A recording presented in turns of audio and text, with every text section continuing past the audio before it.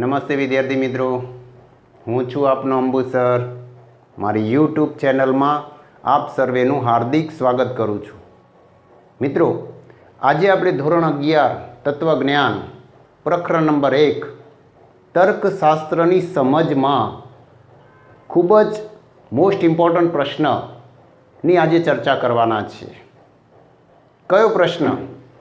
વિધાનોની સત્યતા અને દલીલોનું પ્રામાણ્ય ઉદાહરણ સહિત સમજાવો, અથવા પ્રમાણભૂત દલીલ અને અપ્રમાણભૂત દલીલની વ્યાખ્યા, ઉદાહરણ અને રૂપની સમજૂતી આપો.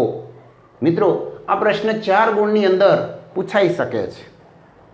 તો મિત્રો, અહીંયા હું તમને વિધાનોની સત્યતા અને દલીલોનું પ્રામાણ્ય સમજાવું એ પહેલાં, આપ નવા છો તો મારી યુટ્યુબ ચેનલને સબસ્ક્રાઈબ કરવાનું ભૂલશો નહીં. એની બાજુમાં બેલ આઇકોન આપેલું છે, જેને પ્રેસ કરો, જેથી મારા નવા વિડીયોના નોટિફિકેશન આપને નિયમિત મળતા રહે, હું પણ આપને દરરોજ મળતો રહું. તો મિત્રો, શરૂ કરીએ વિધાનોની સત્યતા અને દલીલોનું પ્રામાણ્ય એ પહેલાં હું તમને કેટલાક પ્રશ્નો પૂછીશ. એ પ્રશ્નોના મને ખૂબ જ સારી રીતે ઉત્તર આપો. સૌથી પહેલો પ્રશ્ન, તર્કશાસ્ત્રનો અભ્યાસ વિષય શું બને છે? મિત્રો, તર્કશાસ્ત્રનો અભ્યાસ વિષય તાર્કિક વિચારણા બને છે. તાર્કિક વિચારણાને બીજા કયા નામે ઓળખવામાં આવે છે? તાર્કિક વિચારણાને બીજા અનુમાન તરીકે ઓળખવામાં આવે છે. મિત્રો, અનુમાનની શાબ્દિક રજૂઆત કરીએ તો શું બને છે? અનુમાનની શાબ્દિક રજૂઆત કરીએ તો દલીલ બને છે. મિત્રો, દલીલો શેની બનેલી હોય છે? દલીલો વિધાનોની બનેલી હોય છે. દલીલમાં આવતા વિધાનો કયા હોય છે? મિત્રો, દલીલમાં આવતા વિધાનો 2 પ્રકારના હોય છે. એક આધાર વિધાન કે આધાર વિધાનો, અને નંબર 2 ફલિત વિધાન. તો મિત્રો, દલીલમાં આવતા આધાર વિધાન કે ફલિત વિધાન એ કાં તો સત્ય હોય છે અથવા અસત્ય હોય છે. મિત્રો, કોઈ પણ વિધાન એ સત્ય છે કે અસત્ય એની ચોક્કસ માહિતી આપણી પાસે ન પણ હોય, ન પણ સંભવે. પણ મિત્રો, તમને ખ્યાલ છે કે કોઈ વિધાન સત્ય પણ ન હોય અને અસત્ય પણ ન હોય એવું તાર્કિક રીતે શક્ય બનતું નથી, લોજિકલી રીતે શક્ય બનતું નથી. તમે કહેશો કેમ? તો કારણ છે. શું કારણ? કે વિધાનનું લક્ષણ જે છે મિત્રો, કયું?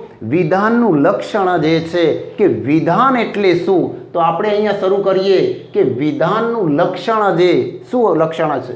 કે વિધાન એટલે કશાકના વિશે કશીક માહિતી આપતું કથન, જે સત્ય અથવા અસત્ય હોય છે. વિધાનનું લક્ષણ જે છે શું? સત્ય અથવા અસત્ય હોય છે. તો મિત્રો, વિધાનોની સત્યતા અને દલીલોનું પ્રામાણ્ય આપણે તપાસીએ અને સમજીએ, એમાં સૌથી પહેલાં આપણે વિધાનનું લક્ષણ આપીશું. પહેલાં તો આપણે વિધાનને સમજીશું કે વિધાન એટલે શું.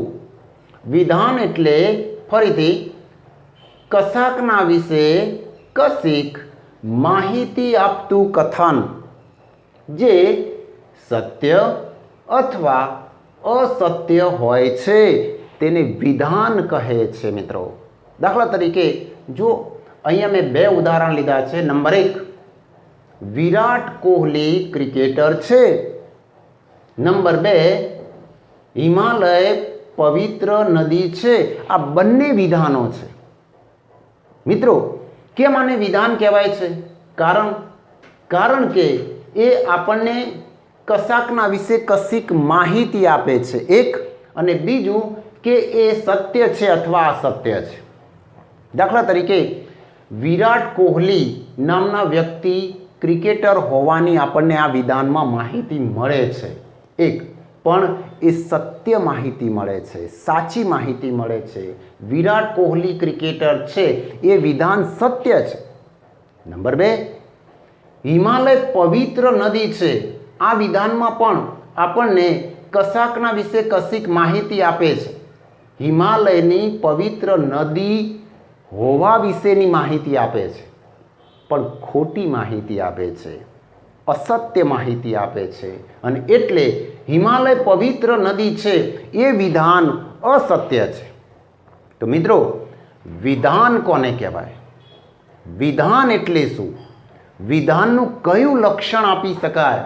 તો આ ખાસ યાદ રાખો કે વિધાન એટલે કશાકના વિશે કશીક માહિતી આપતું કથન જે સત્ય અથવા અસત્ય હોય છે, તેને વિધાન કહે છે. મિત્રો, આપણે અહીંયા વિધાનોની સત્યતા અને દલીલોનું પ્રામાણ્ય નક્કી કરવાનું છે, તપાસવાનું છે, એને સમજવાનું છે. તો સૌથી પહેલાં હું તમને વિધાનોની સત્યતા વિશે અહીંયા સમજાવું છું કે વિધાનોની સત્યતાનો મતલબ શું થાય? કે આપણે આ વિધાનોનું મૂલ્યાંકન કઈ પરિભાષામાં કરીશું? વિધાનોનું મૂલ્યાંકન મિત્રો ખાસ યાદ રાખજો, સત્યતાની પરિભાષામાં થાય છે. કઈ પરિભાષામાં થાય છે? સત્યતાની પરિભાષામાં થાય છે. તો વિધાનોનું મૂલ્યાંકન સત્યતાની પરિભાષામાં થાય છે. પણ આ સત્યતાની પરિભાષા એટલે શું? મિત્રો, સત્યતાની પરિભાષા એટલે જે વિધાન સત્ય હોય એનું સત્યતા મૂલ્ય ટી હોય છે. શું હોય છે? ટી હોય છે. એટલે કે ટ્રૂનો મતલબ થાય સત્ય. અને સત્યતા મૂલ્યનો અર્થ શું થાય? સત્યતા મૂલ્યનો અર્થ થશે ટ્રૂથ વેલ્યુ. શું અર્થ થશે? Truth value. મતલબ કે સત્યતા મૂલ્ય એટલે કોઈ પણ વિધાનનું સત્ય કે અસત્ય હોવું એને સત્યતા મૂલ્ય કહેવામાં આવે છે. તો મિત્રો, વિધાનોનું મૂલ્યાંકન કઈ પરિભાષામાં થાય છે? સત્યતાની પરિભાષામાં થાય છે. આ સત્યતાની પરિભાષા કઈ છે? તો જે વિધાન સત્ય હોય એનું સત્યતા મૂલ્ય ટી હોય છે, અને જે વિધાન અસત્ય હોય એનું સત્યતા મૂલ્ય એફ હોય છે. એફ એટલે ફેલ્સ, અસત્ય. એટલે એફ અસત્ય હોય છે. પણ મિત્રો, પ્રત્યેક વિધાન કે કોઈ પણ વિધાનનું સત્યતા મૂલ્ય કાં તો ટી હોય અથવા એફ, આ બંનેમાંથી એક જ હોય. સમજો બરાબર, બહુ મહત્વની વાત છે કે કોઈ પણ વિધાનનું સત્યતા મૂલ્ય કાં તો શું હોય? ટી અથવા એફ, બંનેમાંથી એક જ હોય છે. એટલે કે આનો મતલબ શું થાય? કે વિધાનોનું સત્યતા મૂલ્ય જો ટી ન હોય, જો વિધાન ટી ન હોય તો શું હોય? એફ હોય. અને જો વિધાન એફ ન હોય તો શું હોય? ટી હોય છે. સમજાય છે મિત્રો? પણ બંને હોઈ શકતું નથી. બંને હોઈ શકતું નથી એનો મતલબ શું થાય? કે વિધાન એ સત્ય પણ હોય અને અસત્ય પણ હોય, એવું બની શકે નહીં. મિત્રો યાદ રાખો, ખાસ મહત્વની વાત છે કે સત્ય અને અસત્ય બંને હોઈ શકતું નથી. એટલું જ નહીં, પણ વિધાન ટી પણ ન હોય અને એફ પણ ન હોય, એવું કદી બની શકે નહીં. એવું પણ કદી બની શકતું નથી. એટલે કે કોઈ વિદ્યાર્થી એમ કે મારી પાસે સાહેબ એક વિધાન એવું છે ને કે સત્ય પણ બનતું નથી કે અસત્ય પણ બનતું નથી, તો મિત્રો એવું કદી બની શકતું નથી. કોઈ વિદ્યાર્થી એમ કે મારી પાસે એક વિધાન એવું છે કે સત્ય પણ છે અને અસત્ય પણ છે, એવું બની શકતું નથી મિત્રો. વિધાનનું સત્યતા મૂલ્ય, વિધાનોની સત્યતા જે છે કે કાં તો વિધાન સત્ય હોય છે અથવા અસત્ય હોય છે. જો સત્ય ન હોય તો શું હોય? અસત્ય. અને જો વિધાન અસત્ય ન હોય તો શું હોય? સત્ય. બંનેમાંથી એક હોય જ. એને કહેવાય વિધાનોની સત્યતા. તો મિત્રો આપણે વિધાનોની સત્યતા જોઈ, પણ હવે આપણે દલીલોનું પ્રામાણ્ય નક્કી કરવાનું છે. દલીલોનું પ્રામાણ્ય જોવાનું છે કે દલીલોનું પ્રામાણ્ય એટલે શું. મિત્રો વિધાનોનું મૂલ્યાંકન સત્યતાની પરિભાષામાં થઈ શકે છે. વિધાનોને સત્ય કે અસત્ય કહી શકીએ છીએ, પણ દલીલને સત્ય કે અસત્ય કહી શકાતી નથી. તો દલીલોનું મૂલ્યાંકન કઈ પરિભાષામાં કરવું? દલીલોનું મૂલ્યાંકન એ પ્રામાણ્યની પરિભાષામાં થાય છે. કઈ પરિભાષામાં થાય છે? પ્રામાણ્યની પરિભાષામાં થાય છે. મિત્રો આ પ્રામાણ્યની પરિભાષા કહે છે એને આપણે સમજવી પડશે. તો આ પ્રામાણ્યની પરિભાષા એટલે પ્રત્યેક દલીલ કાં તો પ્રમાણભૂત હોય છે અથવા અપ્રમાણભૂત હોય છે. શું ફરીથી પ્રામાણ્યની પરિભાષા કઈ? પ્રત્યેક દલીલ કાં તો પ્રમાણભૂત હોય છે, પ્રમાણભૂત એટલે વેલિડ, સ્વીકાર્ય, અથવા અપ્રમાણભૂત હોય છે, ઇનવેલિડ, અસ્વીકાર્ય હોય છે. તો જો દલીલ પ્રમાણભૂત ન હોય તો શું હોય? અપ્રમાણભૂત હોય છે. અને જો દલીલ અપ્રમાણભૂત ન હોય તો પ્રમાણભૂત હોય છે. પણ કોઈ દલીલ પ્રમાણભૂત અને અપ્રમાણભૂત બંને હોઈ શકતી નથી. ખાસ યાદ રાખજો, કોઈ દલીલ પ્રમાણભૂત અને અપ્રમાણભૂત બંને હોઈ શકતી નથી. એટલું જ નહીં, પણ દલીલ પ્રમાણભૂત પણ ન હોય અને અપ્રમાણભૂત પણ ન હોય એવું બની શકતું નથી મિત્રો. ખાસ યાદ રાખજો. કેમ? કારણ કે દલીલોનું પ્રામાણ્ય જ એવું છે કે કાં તો દલીલ પ્રમાણભૂત હોય છે અથવા અપ્રમાણભૂત હોય છે. જો દલીલ પ્રમાણભૂત ન હોય તો અપ્રમાણભૂત હોય છે. જો દલીલ અપ્રમાણભૂત ન હોય તો દલીલ પ્રમાણભૂત હોય છે. આને દલીલોનું પ્રામાણ્ય કહે છે મિત્રો. તો અહીંયા તમને મનમાં પ્રશ્ન થાય કે પ્રમાણભૂત દલીલ એટલે શું? અપ્રમાણભૂત દલીલ એટલે શું?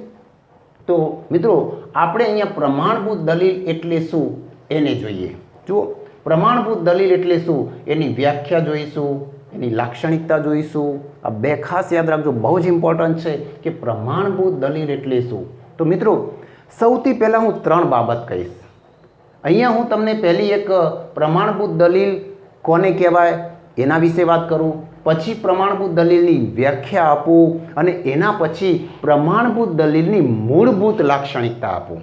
તો સૌથી પહેલી વાત, પ્રમાણભૂત દલીલ વિશે તમે એવું પણ કહી શકો કે જે દલીલના આધાર વિધાન અને ફલિત વિધાન વચ્ચે ગર્ભિતાર્થ સંબંધ રહેલો હોય તે દલીલને પ્રમાણભૂત દલીલ કહે છે.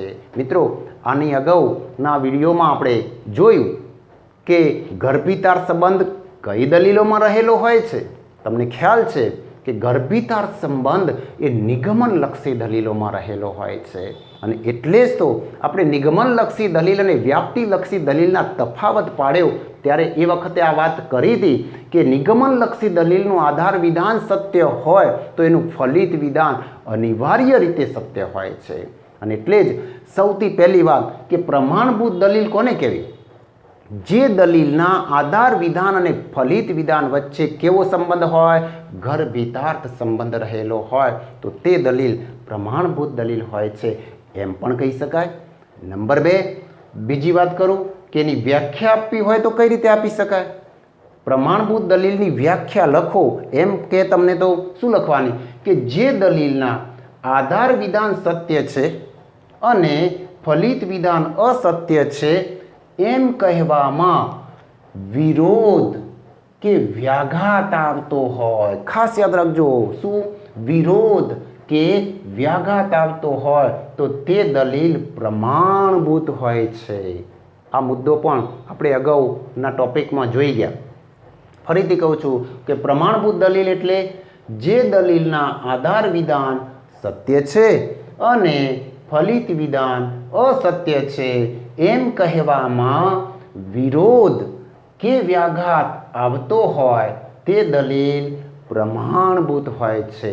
મિત્રો, નિગમનલક્ષી અને વ્યાપ્તિલક્ષી દલીલના પ્રકારોમાં આપણે તફાવતમાં જોયું કઈ દલીલોમાં વિરોધ કે વ્યાઘાત આવે છે ને કઈ દલીલમાં વિરોધ કે વ્યાઘાત આવતો નથી. તો તમને ખ્યાલ છે કે નિગમનલક્ષી દલીલમાં આધાર વિધાન સત્ય અને ફલિત વિધાન અસત્ય કહેવામાં વિરોધ કે વ્યાઘાત આવે છે, જ્યારે વ્યાપ્તિલક્ષી દલીલમાં આધાર વિધાન સત્ય અને ફલિત વિધાનને અસત્ય કહેવામાં કોઈ વિરોધ કે વ્યાઘાત આવતો નથી. સમજાય છે મિત્રો?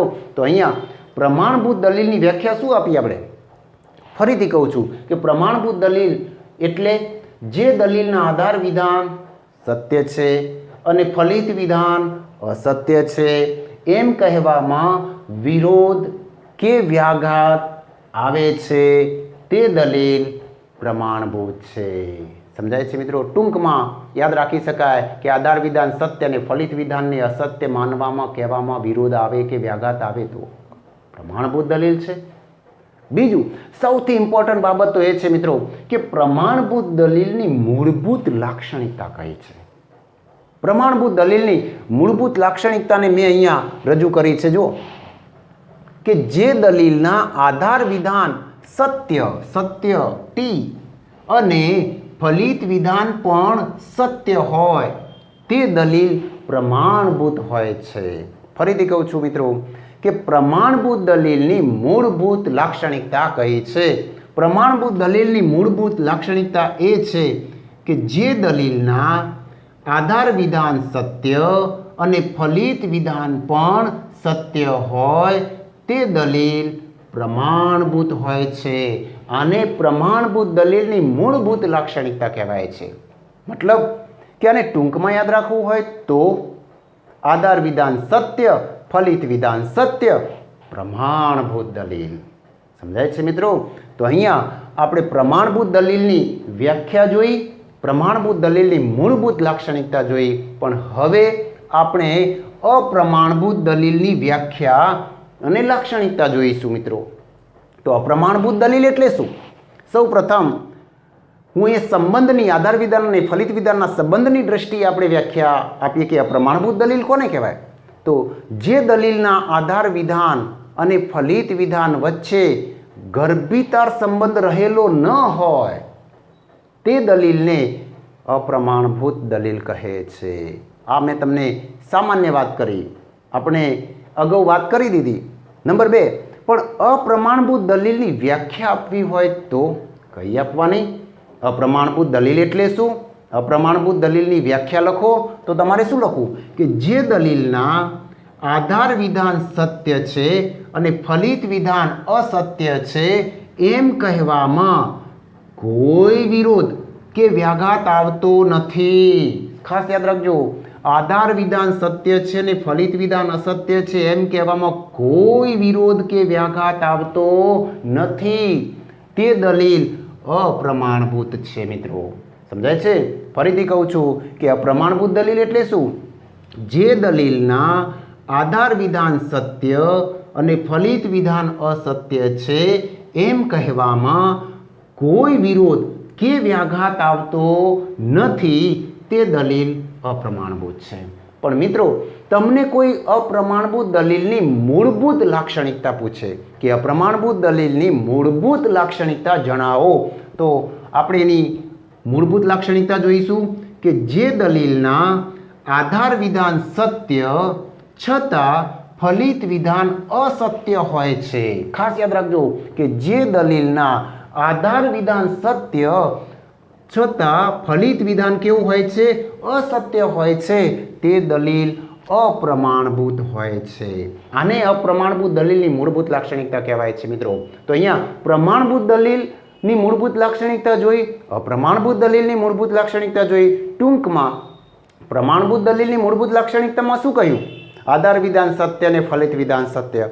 અપ્રમાણભૂત દલીલની મૂળભૂત લાક્ષણિકતામાં શું કહ્યું? આધાર વિધાન સત્ય અને ફલિત વિધાન અસત્ય. અપ્રમાણભૂત દલીલની મૂળભૂત લાક્ષણિકતા છે. તો મિત્રો અહીંયા આપણે પ્રમાણભૂત દલીલ એટલે શું અને અપ્રમાણભૂત દલીલ એટલે શું એ સમજ્યા. પણ હવે આપણે વિધાનોની સત્યતા અને દલીલોનું પ્રામાણ્ય વચ્ચે શું સંબંધ રહેલો છે એ સંબંધને સમજીશું.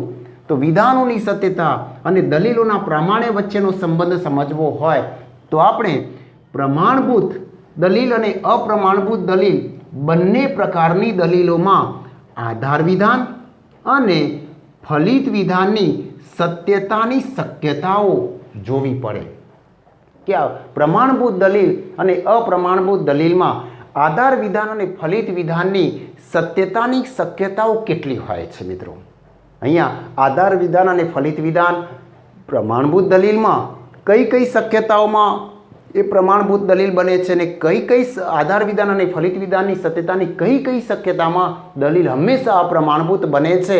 તો મિત્રો અહીંયા પ્રમાણભૂત અને અપ્રમાણભૂત બંને પ્રકારની દલીલોમાં આપણે આધાર વિધાન સત્ય હોય અને ફલિત વિધાન પણ સત્ય કે અસત્ય હોઈ શકે છે. તો આધાર વિધાન અને ફલિત વિધાનની સત્યતાની કુલ કેટલી શક્યતાઓ હોય છે મિત્રો? 4 શક્યતાઓ મળે છે. કેટલી શક્યતાઓ મળે છે? 4 શક્યતાઓ મળે છે. જુઓ, આધાર વિધાન, અહીંયા મેં એક કોષ્ટક નાનું બનાવ્યું છે, આ કોષ્ટકને બરાબર સમજો કે આધાર વિધાન અને ફલિત વિધાન બંને એક સાથે કઈ શક્યતાઓ આપણને જોવા મળે છે, એની સત્યતાની કઈ શક્યતાઓ મળે છે. જુઓ તો 4 શક્યતાઓ લખી છે અહીંયા. પહેલી શક્યતા કઈ હોય છે વિચારો. નંબર 1, આધાર વિધાન, આવી એટલે આધાર વિધાન, ફવી એટલે ફલિત વિધાન. આધાર વિધાન સત્ય અને ફલિત વિધાન સત્ય હોઈ શકે છે. મિત્રો દલીલમાં આધાર વિધાન સત્ય અને ફલિત વિધાન સત્ય હોઈ શકે છે. આ પહેલી શક્યતા. બંને આધાર વિધાન અને ફલિત વિધાન બંને સત્ય હોઈ શકે છે. 1. નંબર 2, બીજી શક્યતા કઈ છે? દલીલમાં આધાર વિધાન સત્ય અને ફલિત વિધાન અસત્ય પણ હોઈ શકે છે. નંબર 3, દલીલમાં સત્યતાની ત્રીજી, આધાર વિધાન ફલિત વિધાનની સત્યતાની ત્રીજી શક્યતા કઈ છે મિત્રો? તો દલીલમાં આધાર વિધાન અસત્ય અને ફલિત વિધાન સત્ય પણ હોઈ શકે છે. અને નંબર 4, ચોથી શક્યતા, દલીલમાં આધાર વિધાન અસત્ય અને ફલિત વિધાન અસત્ય એમ બંને અસત્ય પણ હોઈ શકે છે. તો મિત્રો અહીંયા આપણને પ્રમાણભૂત અને અપ્રમાણભૂત બંને પ્રકારની દલીલોમાં આધાર વિધાન અને ફલિત વિધાનની સત્યતાની કેટલી શક્યતાઓ મળે છે, આ શક્યતાઓ બરાબર યાદ રાખજો. તમે ફરીથી કહું છું કે આધાર વિધાન અને ફલિત વિધાનની સત્યતાની કેટલી શક્યતાઓ હોઈ શકે છે? 4. કઈ શક્યતા? જુઓ, પહેલા બંને ટી મતલબ બંને સત્ય, આધાર વિધાન ફલિત વિધાન સત્ય. બીજી શક્યતા આધાર વિધાન સત્ય ફલિત વિધાન અસત્ય. ત્રીજી શક્યતા આધાર વિધાન અસત્ય ફલિત વિધાન સત્ય. ચોથી શક્યતા આધાર વિધાન અસત્ય અને ફલિત વિધાન પણ અસત્ય. જો એમ યાદ ન રહેતું હોય તો આ પણ રીતે જુઓ કે આધાર વિધાનમાં બંને ટી એફ અને અહીંયા ફલિત વિધાનમાં ટીએફ ટીએફ, એ રીતે પણ તમે અહીંયા યાદ રાખી શકો છો. તો મિત્રો અહીંયા આપણે વિધાનોની સત્યતા અને દલીલોનું પ્રામાણ્ય વચ્ચે શું સંબંધ રહેલો છે એ સંબંધમાં શું વાત કરીએ આપણે? પ્રમાણભૂત અને અપ્રમાણભૂત બંને પ્રકારની દલીલોમાં આધાર વિધાન અને ફલિત વિધાનની સત્યતાની આપણે 4 શક્યતાઓ જોઈ. પણ મિત્રો હવે આપણે કે દલીલ, પ્રમાણભૂત દલીલનું રૂપ કેવું હોય છે અને અપ્રમાણભૂત દલીલનું રૂપ કેવું હોય છે? તમને તો ખ્યાલ છે કે તર્કશાસ્ત્ર એ રૂપલક્ષી શાસ્ત્ર છે. આપણે અગાઉ વાત કરી હતી કે તર્કશાસ્ત્ર એ રૂપલક્ષી શાસ્ત્ર છે. કેમ? કારણ કે એ દલીલના વિષયને ધ્યાનમાં લેતું નથી, એ માત્ર દલીલના રૂપને ધ્યાનમાં લે છે. અને એટલે કઈ દલીલનું રૂપ એવું છે કે જે હંમેશા પ્રમાણભૂત દલીલ કહેવાય અને કયું રૂપ એવું છે કે જે હંમેશા અપ્રમાણભૂત દલીલ કહેવાય? તો મિત્રો સૌથી મોસ્ટ ઇમ્પોર્ટન્ટ બાબત છે આપણી કે પ્રમાણભૂત દલીલનું રૂપ જોઈશું. આપણે શું જોઈશું? પ્રમાણભૂત દલીલનું રૂપ જોઈશું. તો અહીંયા પ્રમાણભૂત દલીલનું રૂપ કયું છે? અહીંયા ધ્યાન આપજો બરાબર. જુઓ, મેં અહીંયા પ્રમાણભૂત દલીલનું રૂપ લખ્યું છે સર્વ ખાલી જગ્યા છે, સર્વ ખાલી જગ્યા છે અને તેથી સર્વ ખાલી જગ્યા છે। જુઓ મિત્રો, અહીંયા મેં ખાસ એક નોંધ કરી છે, અહીંયા બ્લેક કલરનો ઉપયોગ કર્યો છે, બ્લુ કલરની લાઈન પણ છે અને રેડ કલરની ડોટ ડોટ ડોટ લાઈન પણ છે। આ મેં અહીંયા એક પ્રતીક મૂક્યું છે। તો આ પ્રમાણભૂત દલીલનું રૂપ છે। જો સર્વ ખાલી જગ્યા છે આ રીતે। તો અહીંયા દાખલા તરીકે સર્વ, અહીંયા હું લખું છું, અહીંયા એક તો જો મિત્રો, આ પ્રમાણભૂત દલીલનું રૂપ છે। અહીંયા મેં પ્રમાણભૂત દલીલનું રૂપ આપણે જોઈ લઈએ કે સર્વ એ બી છે, સર્વ સી એ છે અને તેથી સર્વ સી બી છે। આને કહેવાય પ્રમાણભૂત દલીલનું રૂપ।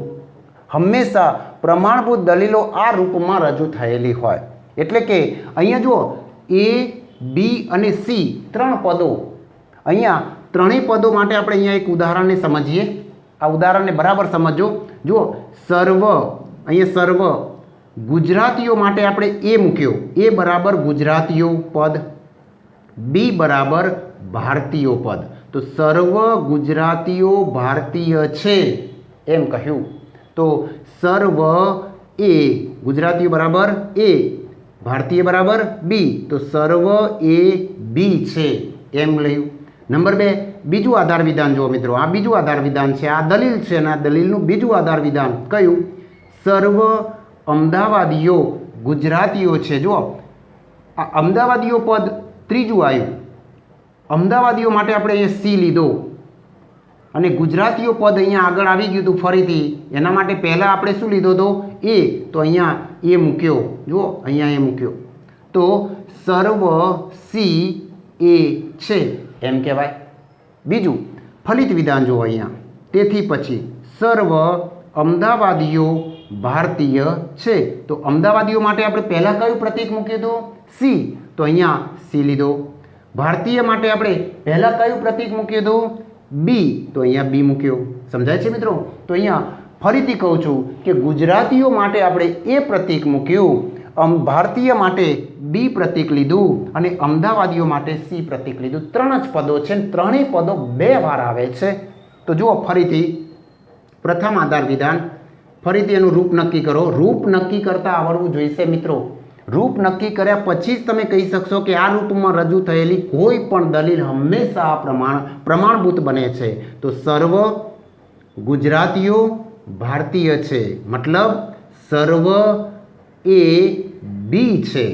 નંબર 2, સર્વ અમદાવાદીઓ ગુજરાતીઓ છે, મતલબ સર્વ સી એ છે। ફલિત વિધાન, સર્વ અમદાવાદીઓ ભારતીય છે, મતલબ સર્વ સી બી છે। તો આ અમદાવાદીઓ બરાબર આપણે એ, અહીંયા ભારતીય બરાબર બી, આ સી, તો હવે ગુજરાતીઓ આવ્યું તો પાછું એ, અમદાવાદીઓ આવ્યું તો પાછું સી, અહીંયા ભારતીય આવ્યું તો પાછું બી। તો બસ આવી રીતે પ્રતીકો મૂકીને આવી રીતે એને રૂપમાં રજૂ કરવું। સર્વ સર્વ સર્વ આ ત્રણેયમાં આવે છે, અહીંયા છે શબ્દ પણ ત્રણેયમાં આવે છે, અહીંયા છે આવતો હોય, નથી આવતો હોય, અહીંયા સર્વ, કોઈ પણ, કેટલાક એવા શબ્દો વપરાયેલા હોઈ શકે। તો આપણે એને આ રીતે રૂપમાં રજૂ કરવાનું। જુઓ, આ રીતે રૂપ બનશે અને આ રૂપની અંદર જુઓ, તમારે શું યાદ રાખવાનું? હું તમને એક આકૃતિ બતાવું, એ એવા પ્રકારની આકૃતિ બનતી હોય તો સમજવાનું કે પ્રમાણભૂત રૂપ છે। દાખલા તરીકે જુઓ, આ એ અને આ બંને એ છે, તો અહીંયા એને જોડી દઈશું આપણે, અહીંયા એને બીની સાથે આવી રીતે જોડીશું, એને સીની સાથે જોડીશું અને આ રીતે જોડીશું। તો જુઓ, અહીંયા આ મુજબ આકૃતિ બને। ફરીથી કહું છું, બંને સમાન આવતા હોય એને જોડી દેવાના। પહેલાં સમાન શું આવ્યું? અહીંયા આધાર વિધાનમાં સમાન શું આવે છે? એ, તો એને આપણે જોડી દીધો। હવે પ્રથમ આધાર વિધાનમાં જે સમાન આવતો હોય એને સામે બીજાને જોડો અને બીજા આધાર વિધાનમાં જે સમાન આવતો હોય એને અહીંયા જોડો, તો અહીંયા ઊંધો ઝેડ બની જાય છે। કેવો બને છે? ઊંધો ઝેડ। જો આવા પ્રકારની અહીંયા રૂપ બનતું હોય તો સમજવાનું કે મિત્રો એ પ્રમાણભૂત દલીલનું રૂપ છે. શું છે? પ્રમાણભૂત દલીલનું રૂપ. તો અહીંયા પ્રમાણભૂત દલીલનું રૂપ યાદ રાખી લેજો. ફરીથી સર્વ એ બી છે, સર્વ સી એ છે, માટે સર્વ સી બી છે. આ રૂપમાં રજૂ થયેલી કોઈ પણ દલીલ હંમેશા પ્રમાણભૂત હોય છે. કેમ? કારણ કે પ્રમાણભૂત દલીલ છે, પ્રમાણભૂત રૂપ છે ને પ્રમાણભૂત રૂપમાં રજૂ થયેલી કોઈ પણ દલીલ હંમેશા પ્રમાણભૂત હોય. નંબર 2, અપ્રમાણભૂત રૂપ દલીલનું રૂપ જોઈએ. ચલો, અપ્રમાણભૂત દલીલનું રૂપ શું છે મિત્રો? અહીંયા જુઓ, સર્વ ખાલી જગ્યા છે, સર્વ ખાલી જગ્યા છે અને તેથી સર્વ ખાલી જગ્યા છે. મિત્રો અહીંયા મેં તમને